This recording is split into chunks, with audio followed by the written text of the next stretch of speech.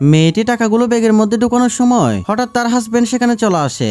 এরপর লোকটি তার স্ত্রীকে জিজ্ঞেস করে, তুমি এতগুলো টাকা নিয়ে কোথায় যাচ্ছ? অন্যদিকে মেয়েটি উত্তর দেয়, তোমার ছোট বোনের বিয়ে হলো অনেকদিন হয়ে গেল, কিন্তু আমরা ওকে তেমন কিছু দিতে পারিনি, তাই ভাবলাম এই টাকাগুলো তাকে উপহার দিব। যেটা শুনে লোকটির মাথায় একটি বুদ্ধি আসে, আর সে তার স্ত্রীকে বলে, টাকাগুলো দেওয়ার আগে আমরা তাদেরকে পরীক্ষা করে দেখব। তখন মেয়েটি বলে, আইডিয়াটা খারাপ না।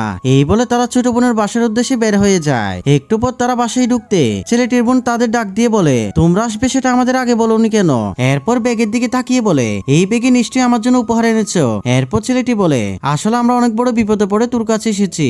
ব্যাংকের ঋণ ঠিক মতো পরিশোধ করতে না পেরে এখন আমাদের কোম্পানি দেউলিয়া হয়ে গিয়েছে, এমনকি তারা আমাদের বাড়িটাও নিয়ে নিয়েছে। এখন আমাদের টাকার মতো কোনো জায়গা নেই, তাই তোর কাছে চলে এসেছি।